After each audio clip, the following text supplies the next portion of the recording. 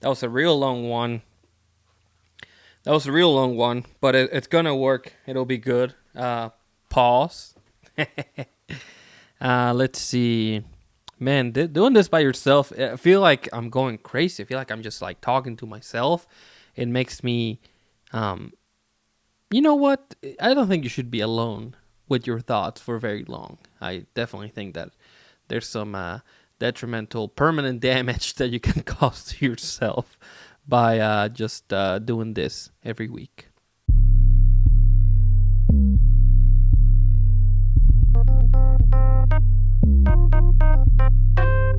Welcome back to Midwest Midcard, to episode 69. A solo episode. Last week we had Mir here. Brandon's still not back. I don't know what's going on there, but it's okay.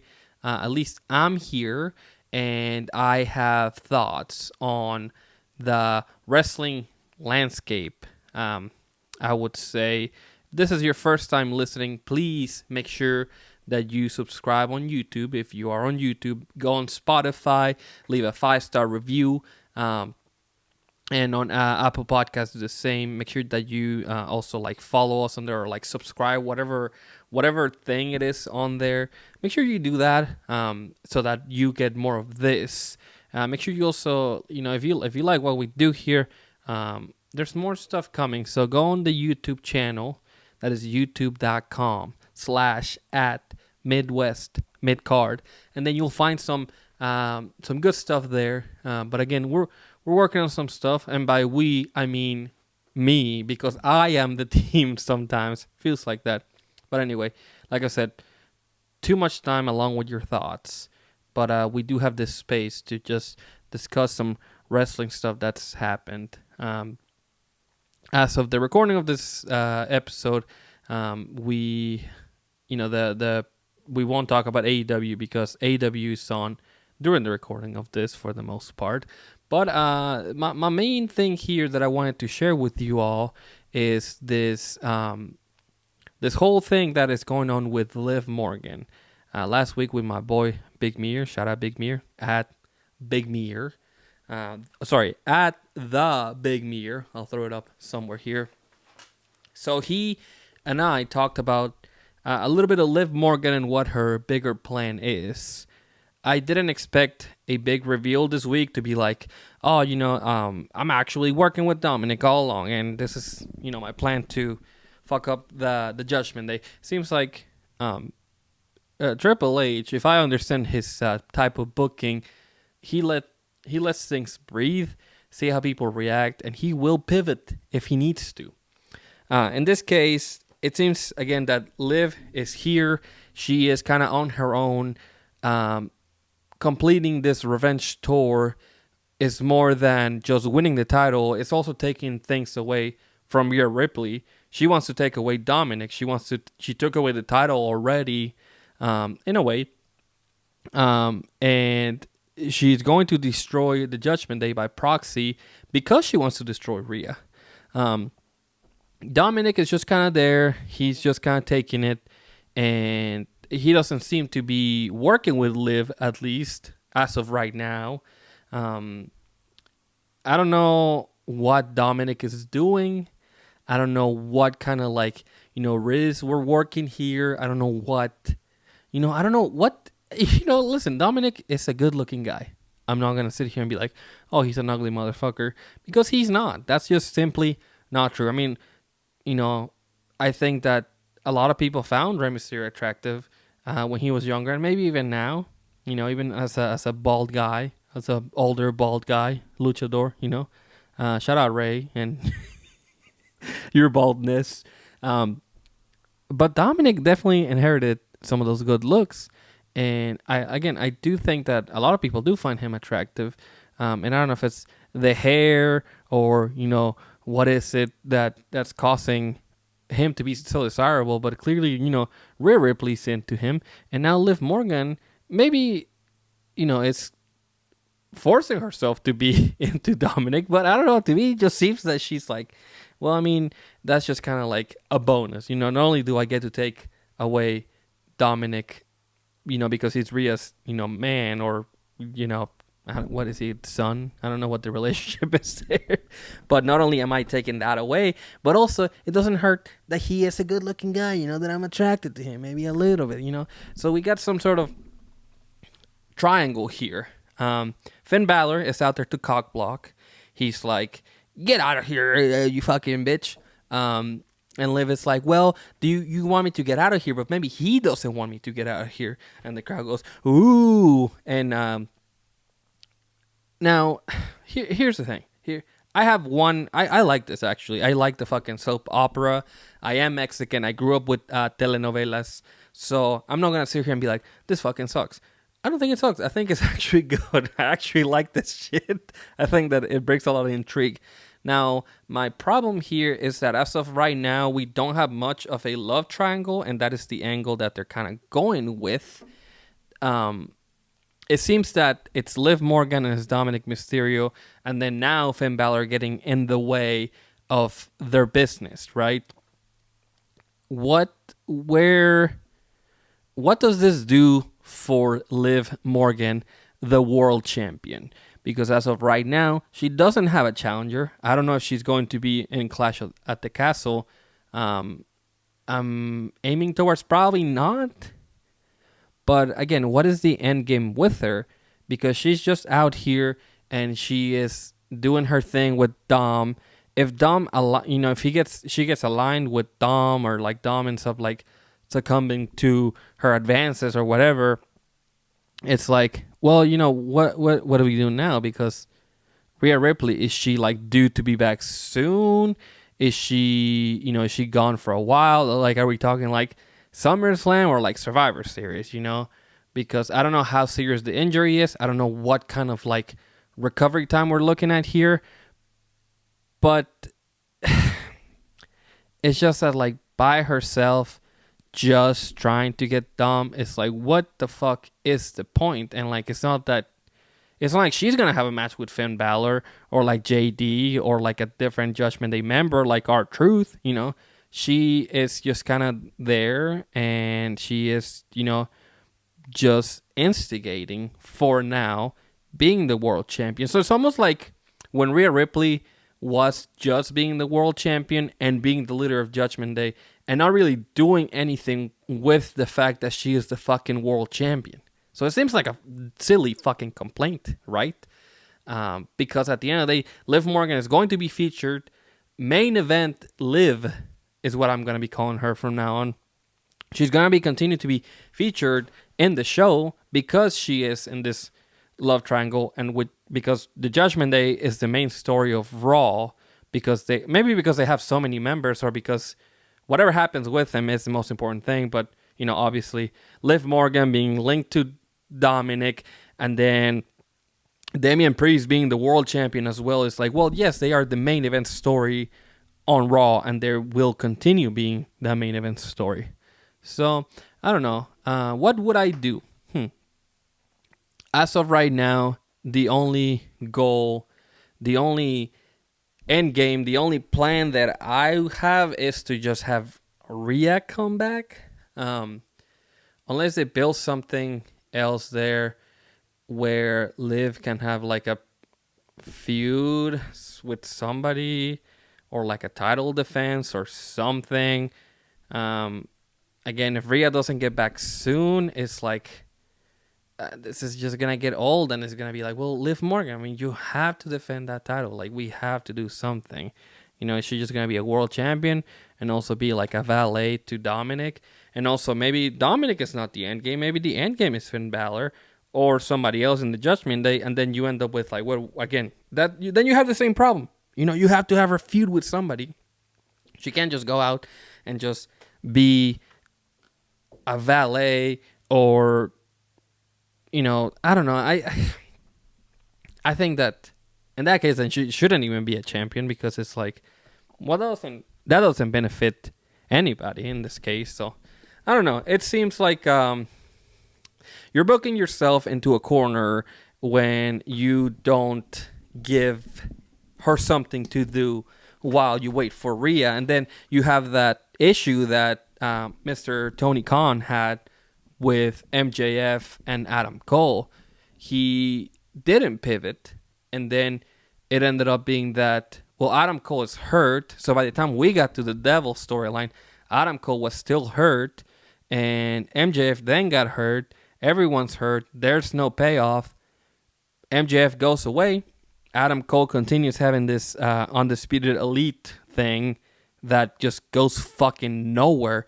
No one gives a single shit about Adam Cole. And then the big payoff to this angle was MJF coming back, cutting his promo, wearing the Triple H jacket, fucking just jabroniing Adam Cole, and that's it. That was the big payoff to the main event for All In, their biggest attendance ever.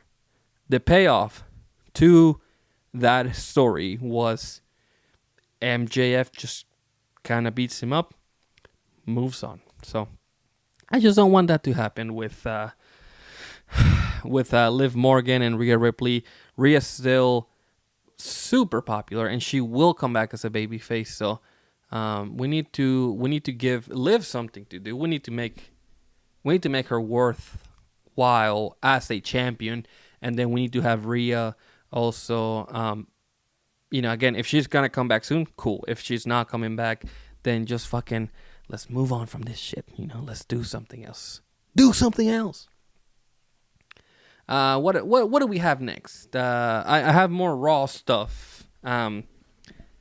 Chad Gable, an insane person, I would say. So Sami Zayn is out here, calling out Chad Gable. He's not there.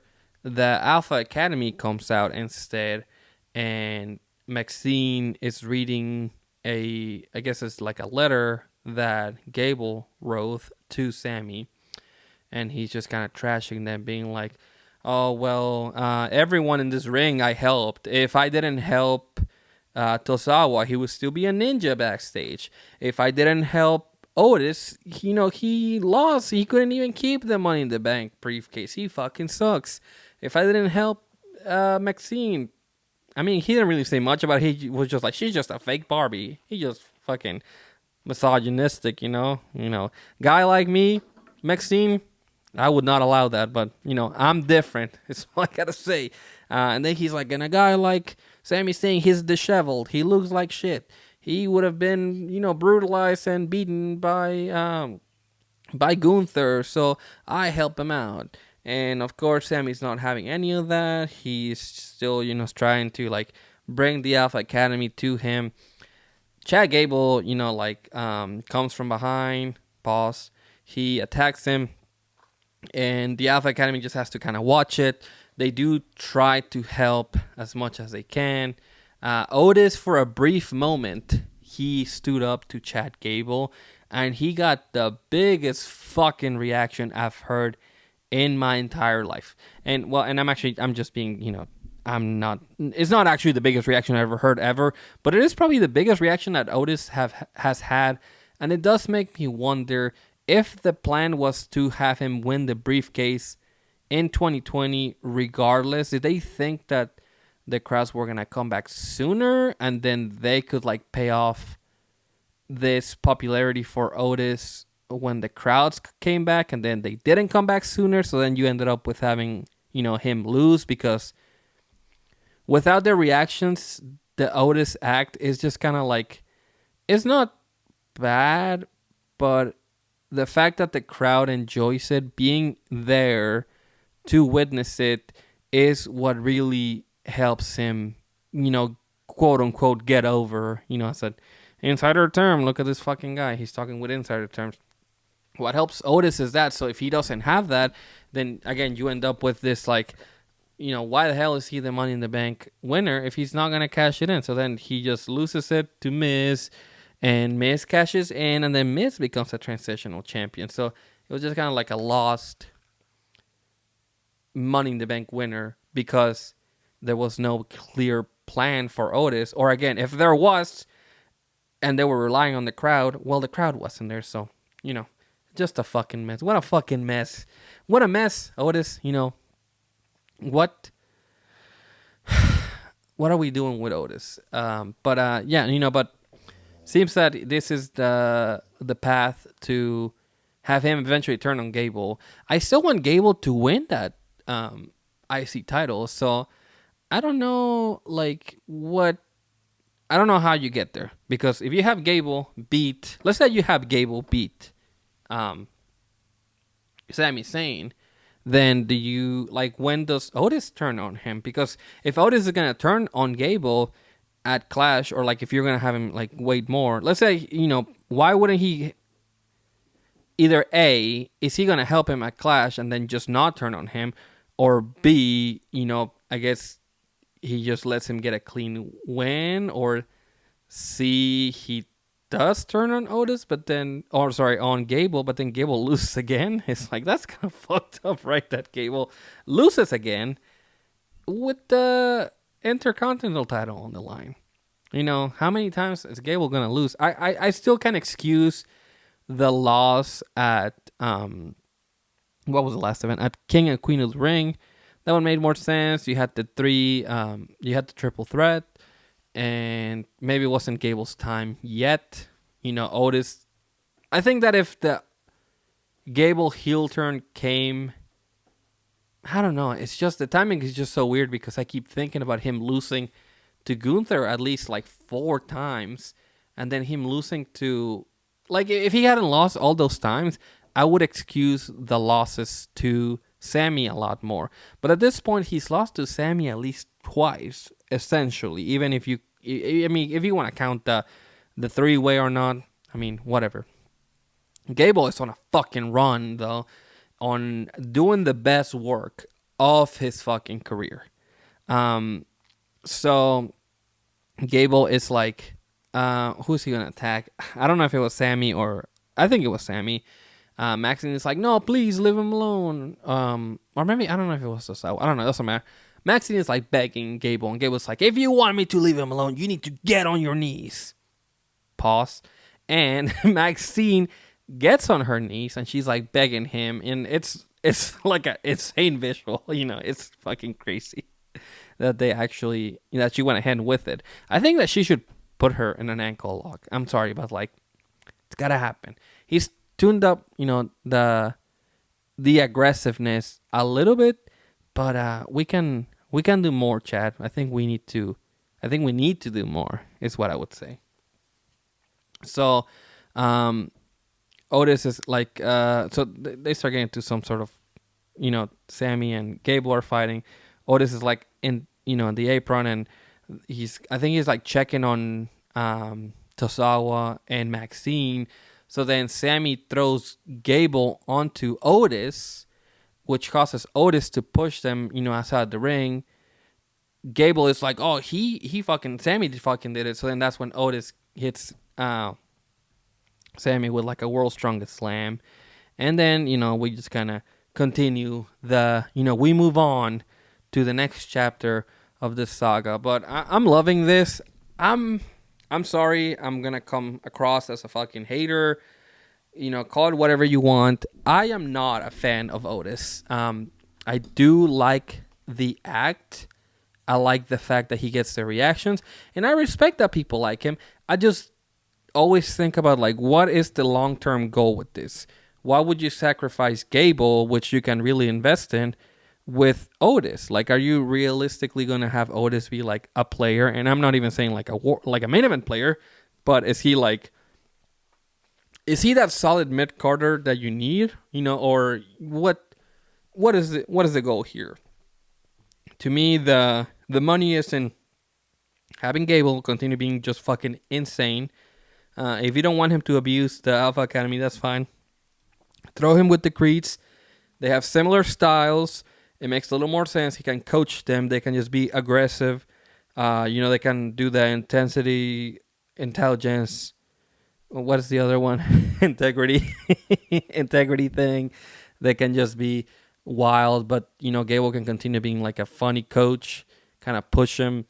Funny, but also like obviously mean. And eventually, if Gable gets enough heat to the point where people actually don't like him, they will come around on him, pause again, and they will actually like him, which is kind of weird because I feel like people like Gable regardless. And yeah, I mean, I don't know. That's again with Otis, I just worry about those like long-term goals and what are we gonna do with this. And speaking of long-term goals, I talked with Mir last week about this, and it kind of came up again. But Drew McIntyre, he's having the match with Damian Priest for the title. I don't know. It was this week where Priest and Drew are kind of like standing face to face to each other, and the only thing you can hear in the background is CM Punk, CM Punk, CM Punk. And unintentionally, Drew makes everything about Punk. And again, how long are you going to do this? When is Punk coming back? When is CM Punk coming back? Okay? That's all we care about here. When is CM Punk coming back? And it needs to be soon because you cannot continue doing this again. Again, this is going to be a very complaint heavy. You cannot keep doing this thing with Drew and Punk if Punk is not there and he's not able to wrestle. Now, again, long-term goal. Drew McIntyre wins a Clash at the Castle, and then you have, if Punk is ready for SummerSlam, do you have the match at SummerSlam? Or you just skip out on the title entirely and just do Priest retains. He kind of takes a backseat as the world champion because he's not going to be in the main event if you have CM Punk on the card. Like, I'm sorry, but if there's a feud that involves Drew McIntyre and CM Punk, that is the main event feud no matter what. And I'm sorry, Priest just doesn't have the type of clout that Punk does and Drew does. So the best thing for the title would be to get it off of Priest. As much as I would love for him to be, and I go back and forth on this, as much as I would like him to be a champion for a long time and be more than just a quote-unquote transitional champion, another insider term right there. If you're going to have, again, Punk and Drew involved in a feud, then they're just going to take the spotlight from him, man. It's just, that's just how it is. And Punk has become the thing that he swore to destroy, which is, it's very interesting. I mean, again, unintentionally. I mean, he can't help being a big star, I guess. You can't help it sometimes. And so Drew for the main event, Drew McIntyre came after Priest and Rey Mysterio. Drew attacked Priest. The Judgment, they kind of interfered before he could hit the Claymore. And then when that was happening, Drew was like taking care of them, which is, it's a new territory for me, I would say. I don't remember if he had fights with them before the War Games match last year, but I mean, he was taking care of, he was taking the garbage out, and finally they kind of, he kind of got overwhelmed. He outside of the ring, he got hit with pretty cool south of, I guess a choke slam, not really a south of heaven, on the table, and then Judgment Day stood tall. Judgment Day still very much, again, the main players on Raw. But yeah, I mean, if CM Punk is involved, it's like, what do we do? And we'll eventually get to seeing what happens at Clash at the Castle, and then we can kind of talk about that and predict like what's gonna happen. But to me, it still seems that Drew is winning at Clash, and then we're heading into the CM Punk direction. If not, again, Priest is gonna have to take a backseat. He's gonna have to defend against Jey Uso or like one of the other fucking 25 stars they have on Raw that he can defend against, by the way. And he's just going to have to move on from Drew McIntyre. I don't know. The timing of it all is weird. Do you have Drew lose at Clash again? I don't know. We'll see what happens. Somebody else that may take a backseat. No, he's not going to take a backseat.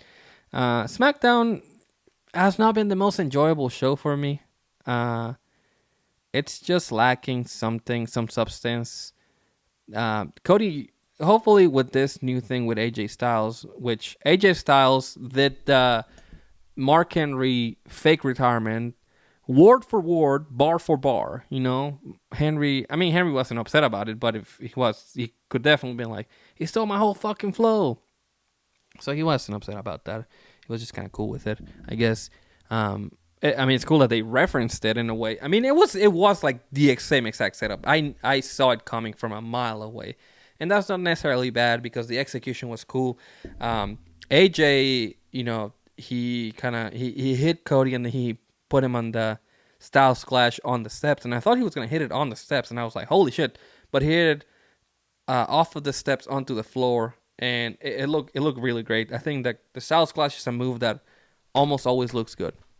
I'm excited to have AJ.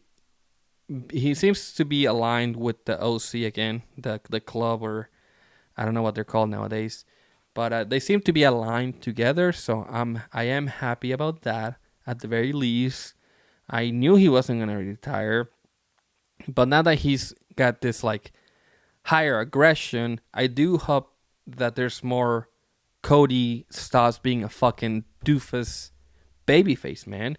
It's time to turn it up. I'm tired of Cody just being presented like an idiot, man. He beat Roman Reigns. He needs to be presented as a fucking winner. Why do we always do this with the baby faces? Why do they always have to be stupid? Why can't we have a baby face that actually goes out there, wins, and is a fucking badass? And I don't want Cody to be Stone Cold Steve Austin, but also like just put some respect on his fucking name, man. Have him stop being such a fucking idiot. It's so fucking ridiculous. And it's like, who wants to see an idiot be their champion? I don't. Cody is lucky that he's so fucking popular. And I'm seeing a lot more of that like burnout that is coming from the post WrestleMania season. I know that we're like well into it, but if we don't start heating things up on SmackDown, they're gonna fall behind. And I hate to see that for Cody because now he's got to carry this show on his back. And the Bloodline aren't cutting it because what the fuck is going on with the fucking Bloodline? Who gives a shit? So AJ Styles, he needs to be on his A game. Cody Rhodes needs to be on his A game. And we need to stop fucking around. We need to make this thing work. We need to make it fun. We need to make it exciting. I need to be like, hey, I love watching TV on Friday nights. I need to have a reason to enjoy SmackDown. And right now, there's not a lot of that. After the King of the Ring, it's just like, I don't know what's going to happen. Who the fuck knows? And you know what? I know that my brain's so scattered, but I just remembered that Gunther is fighting somebody for the title at SummerSlam. And I keep forgetting that. So in my booking idea that I just did like fucking 5 minutes ago, I'm fucked up because Gunther he needs to be in the title match because he's the champion. So maybe that fixes all my issues. Maybe Drew is losing a Clash at the Castle because, of course he is. And then maybe they do, or I almost say Adam Priest. Shout out to Adam Priest. Damian Priest versus Gunther at SummerSlam for the title, of course. And then you do Punk and Drew without a title. So then Drew is probably losing at Clash at the Castle. Interesting. Will they make that mistake twice? It looks like they are. And, to that, I'm glad. So let's see. Obviously solo show, it might be a little bit shorter one, but I did want to take some time and talk about NXT Battleground. That is this Sunday. I'm not a super huge fan of the Sunday shows, but here we are, from Las Vegas, from the UFC Apex. It can hold like not that many people. Let's go on my favorite website, twitter.com/ I should say AKA. Not really AKA. Elon is like, you better call that shit X. He's like forcing you to call it X now. It's like there's no way to go around it. So let's see. Let's go on my favorite site, First, well, okay, so I'm just gonna stay logged into my own account. So WrestleTix, and I'm gonna throw it up on the screen if you're watching the video. So we are gonna find the UFC Apex attendance. Well, so far I should say the tickets sold, and then I know they had very little left. Okay, so here it is. So if you're on the YouTube video, and if you're not, I'll read it to you. So we have WWE NXT Battleground Sunday, June 9th, 2024, 4:30 p.m. at the UFC Apex in Las Vegas, Nevada. Tickets available 55. Current setup 668, and tickets distributed are 613. So very small crowd. The setup is going to be a little bit goofy. Hopefully the energy's cool there, because I love, like, small venues I'm a huge fan of. I actually really love this. I think they had a show somewhere in New York at a very tiny venue. It was like a 2,000 seater or something like that, but it was packed and it looked awesome. I love it. I love small venues. So it looks like they're going to be there. It's probably going to be a sellout. I mean, 55 tickets is not that much. But also, I mean, come on. I mean, WWE in the mud. They can barely sell, 668 tickets. Man. How far have they fallen to WrestleMania?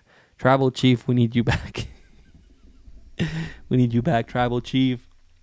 So let's look at this card, and I did have the pleasure of watching NXT last night. It was a fun show. A lot of things going on. Listen, we never talk about NXT on Midwest Midcard, but I will be happy to talk about it because there's a lot going on that I really love right now with this. What's going on with with Jordan Grace, kind of pop it up and fighting for the title. I think that's really fucking cool.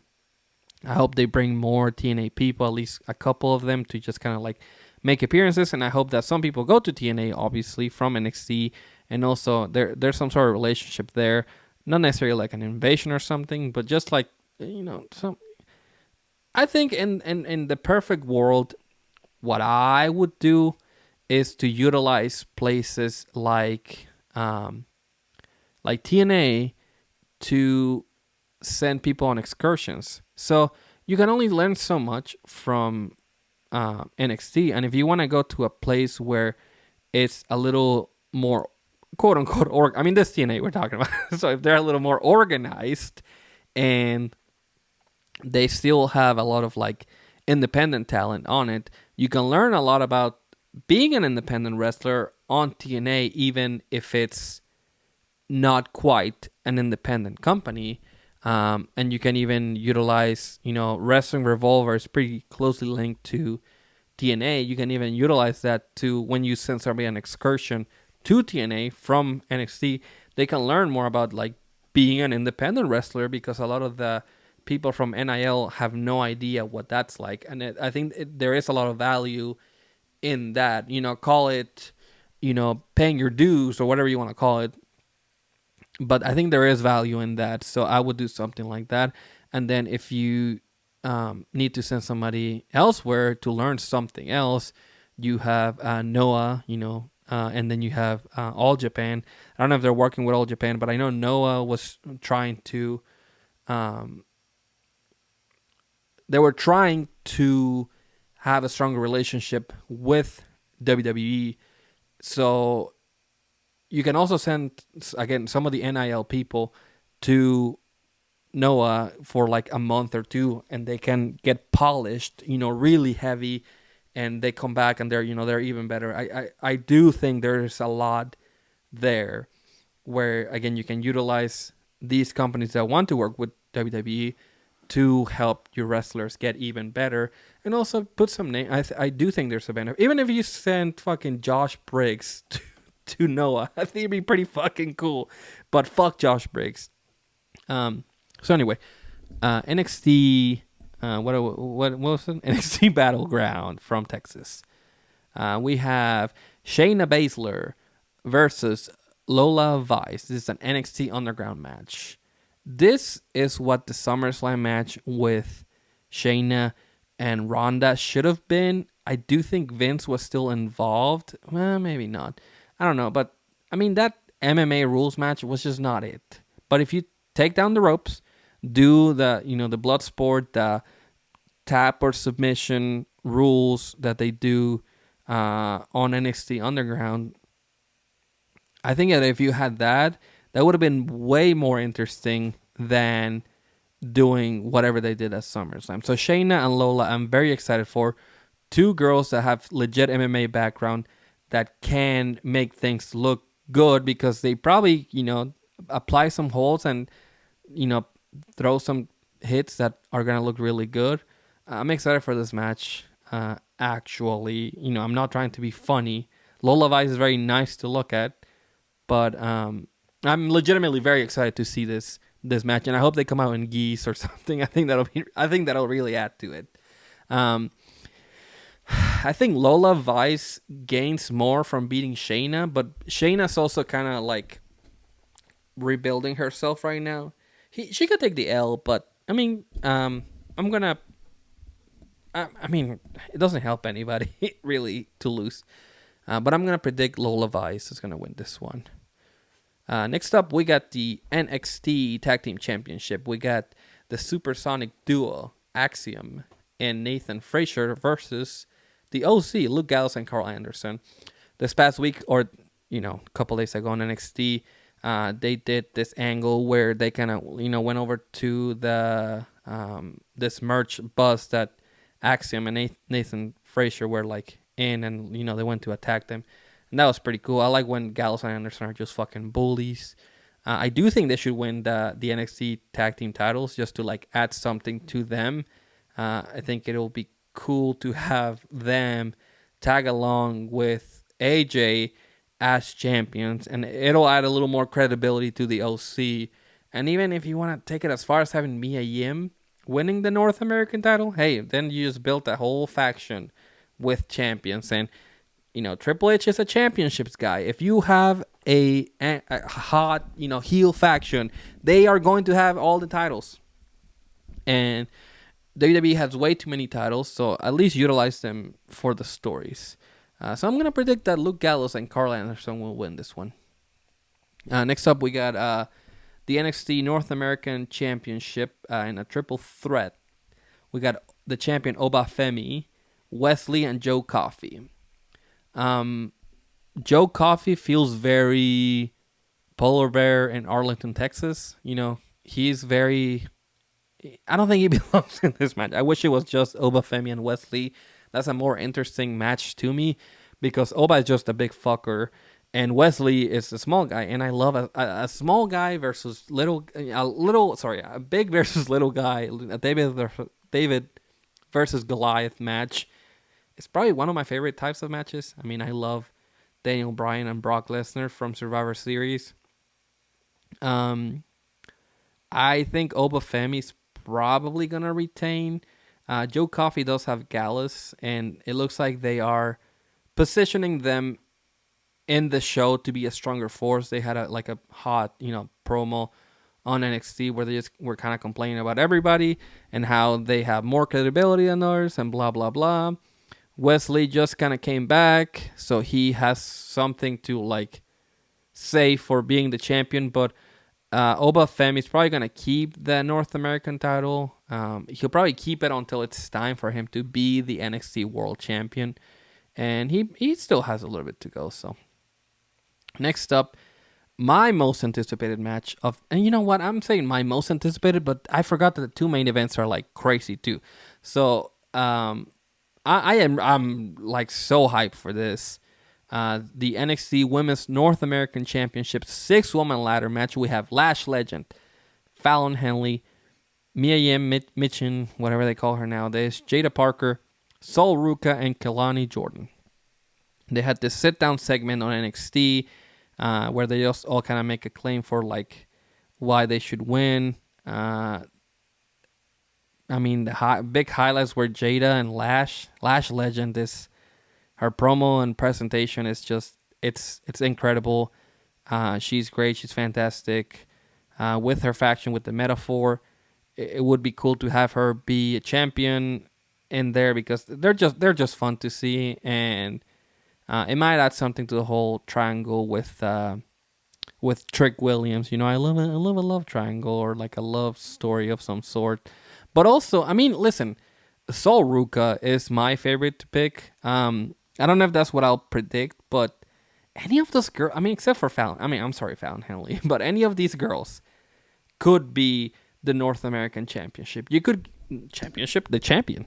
You could go with the safe choice and just keep and pick Mia Yim just because she's a little bit more of a vet and she has more to show, and maybe again safe choice, veteran champion. It is what it is. Or you can position somebody like a Sol Ruka, kind of have her learn on the job to be a mid-card champion, so that one day she's ready to, be the NXT Women's Champion. Same thing with like Kalani and Jada. Jada is great. Her promo's great. I love her presentation. I love her. Whatever the it factor is, I think she has it, but she needs a lot of work still. I don't think she's ready for the championship. So this really becomes more about, I mean, you can kind of cross out Jada, Fallon Henley, probably Kalani Jordan. She still has a lot to show. The strong contenders are Lash Legend and Sol Ruka, but I would not count out Mia Yim. I still think that being a safe choice is not necessarily a bad thing. So I'm going to go ahead and say that I'll just predict Sol Ruka because I want her to win, but I wouldn't be mad with any other of the other choices. Sol is just like really likable. She's awesome. I like watching the Soul Snatcher, and she's gonna hit it from the ladder or something. She'll figure something out to do it. I don't know what. Be safe out there. She'll figure something out. We'll see what happens. Next up, we got the big crossover match. We have the NXT Women's Championship. Roxanne Perez, the champion, versus Jordynne Grace, the TNA Knockouts champion. Very excited for this one. I assume it's going to be hard-hitting. Roxanne needs that challenge. I wouldn't count out Jordynne winning. I think there is a small sliver of chance that Jordynne Grace beats Roxanne. And the fact that there is like the smallest chance, I think that means something. This should 100% be the main event match. Will it be? I don't know, but I'm very excited. I love Roxanne. I mean, she is fantastic. She is probably one of the best like wrestlers in the roster right now, in the NXT roster. Can't speak for the rest of the roster because there's a lot of really good people there, but in NXT she might be one of the best. She's probably like top 3 best in NXT right now. So she will most likely retain, but I wouldn't count out Jordynne. She did grab a win on NXT, a really quick win. The feud with Roxanne has just kind of been like, well, I'm here to challenge you. So, is she going to go away after this? Maybe, but also like you could just have her hang out for a little bit more and then do the rematch. I don't know. Or if you do have Jordynne win, then you have her hang around a little bit more for like a couple more weeks, and then you have Roxanne win the title back. And I don't think it hurts anybody really, and it helps. I think it would make TNA look really good. I think that's a really good, like, I think TNA would fucking love that. I'm just saying. They could use the help, and if they're going to be longtime partners, then fuck it. And finally, we have the NXT Championship the NXT Men's Championship match. We have the champion Trick Williams versus Ethan Page. I like that Trick is the champion, and I like when he beat Ilya Dragunov for it. I think that was a fun match. I have not been the biggest fan of Trick. Much like Cody, the chase was just better with them. I think Ethan Page should beat him. I don't know if that's what's going to happen, but a guy like Trick should be chasing, and I just think there's more value in that. if they do want to invest their time on Ethan Page, he is, well kind of established in the independence. He has experience on TV. He's got a really good look. He's a really good promo. Some are not super huge fans of his work in the ring, but I think he's good enough for what they need him to do.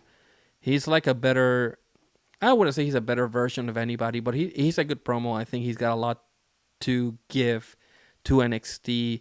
And if they do eventually bring him to the main roster, he probably won't hang out in NXT for very long.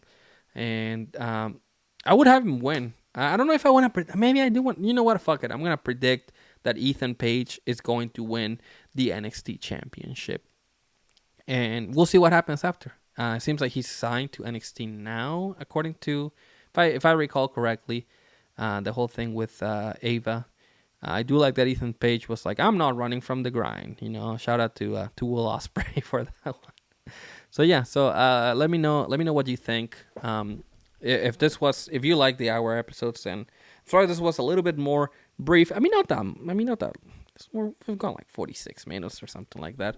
But let me know what you think of this. Leave a comment on YouTube. Make sure that you can also leave feedback on Spotify as well if you listen to your podcasts on there. If you like this, if you like anything we do, we are on Twitter, we are on TikTok, obviously YouTube if you're listening to it on there, Facebook, Instagram, everywhere, wherever you want to look for it. It is at Midwest Midcard. That is at Midwest Midcard. Find that everywhere. You can find me on Twitter at AirCarlos97.